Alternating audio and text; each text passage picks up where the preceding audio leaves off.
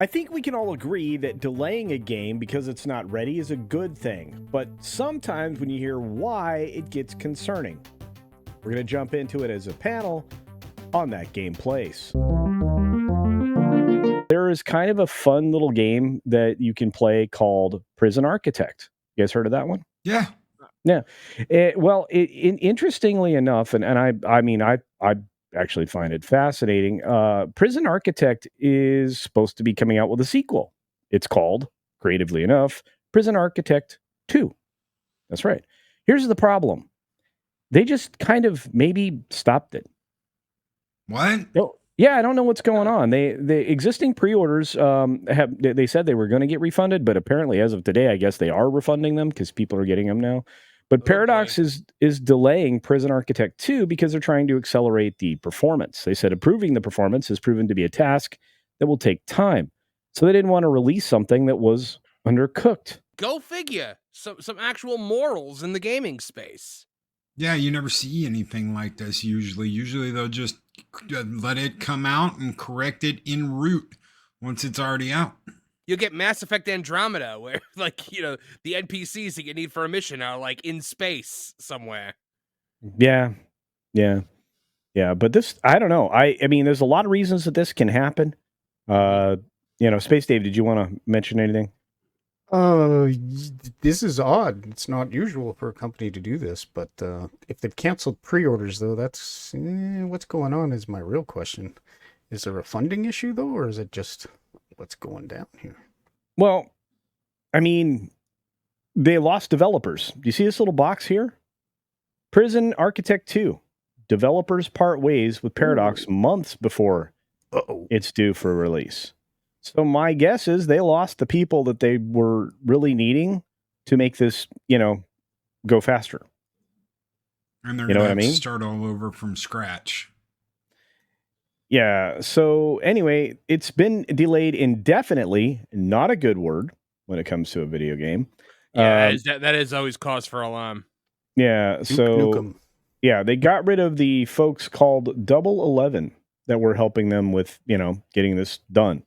Current developers, Koku, will use additional time to improve both the game's performance and its content. Again, this was undercooked. This is a good step in the right direction if you want to not have angry people. How overcooked are we talking here, Culture? Because you're looking at the fact that they're refunding pre-orders, and that's not something you do when you're putting something back, even like something is like 6 months. So they might be thinking years at this point. I think they're probably thinking a year. You have to consider this. They're actually even removing the option to pre-order until they have a robust release timeline. If they use the existing assets, so let's say they take the existing assets of the game, that means the way people look, the way buildings look, the way parts look, all of that, and they rebuild from the base up with some kind of new engine, then that could save them. I mean, that's like half their development time right there. Believe it or not, Final Fantasy Remake, Square did the same thing. They had a company that was building the game. They went in to look at everything and they realized that this company was not doing what they wanted. A lot of it was vaporware, a lot of it was a put on, and they took the assets that this company had made and they actually built the Final Fantasy Remake game that we got. So it's not unheard of for something like this to happen. And the company go, we don't know when it's going to be out now, so we're just going to pull it. And when it's ready, we'll let you know. Now, I was gonna say Remake was the one that I was thinking of when I was making my point, because I remember like when we were like right about to release and they pushed it back by months and no one got, anything refunded or anything like that. Oh, this was before that. So this was 2 years after we got our first little like sneak peek. And then it was another, I think, 3 years before we actually got our game.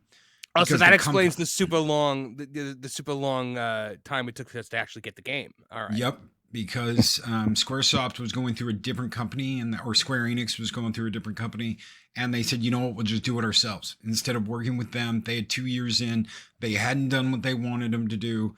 A lot of the game wasn't working, and they just said, you know what, we're not going to work with you guys anymore. We'll do it ourselves, and they did it themselves.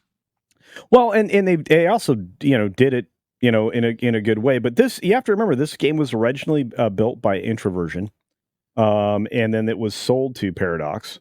Paradox acquired it in 2019, who then put Double 11 on it, and they said, "See ya." Yeah. So it's a weird history, right, Space Dave? Well, reading further, it says that it sounds like the game was almost done. If it's certified, you're pretty much finished, or at least in, what is it, beta stage, or and yet they separated ways. It sounds like there was, my guess, and this is just speculation, is there's a money issue behind all this. Like maybe they weren't getting paid, or some couldn't agree on royalties, perhaps, on this. It's very strange. I mean, they go into what needs fine tuning, right? They actually talk about it here. Prison Architect is a game with deep systems that all interact with each other. That's true. And this is also something we wanted to bring with us into the sequel. Having systems like this in a game also means that a small change in one area will affect one in many other areas, which we then also need to apply fixes to. Improving the performance has proven to be a task that will take time. So I guess going by Brendy's hands-on preview in May, Prison Architect 2's problems are at once more straightforward and more fundamental than a few misbehaving systems. Uh-oh. Thematically and mechanically Prison Architect's about control. It's about little people's lives being directed to a tragicomically, there we go, draconian degree. But if this franchise is all about being the overbearing loon in charge of every minor detail, does a 3D camera complement that feeling of jealous control? For me, not hugely. If anything, the top down 2D of the original allowed you to quickly parse more information. So that's where it starts. I guess that's got to be tough to play with. I don't know why you'd change something that was, part of the staple of the game, but it's strange. You got to go back and remember what Scotty always said, Culture. The more they overtake the plumbing, the easier it is to stop up the drain. That's actually true. That's very true. But anyway, I thought this was an interesting place to start today. Is that we're seeing studios realizing that if they don't deliver something of quality, it will be detrimental to their entire brand. I wish some bigger publishers would wake up to that fact. What do you think, Marvin?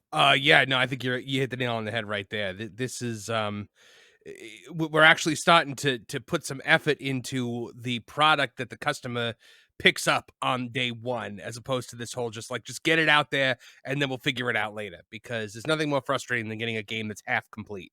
That's true.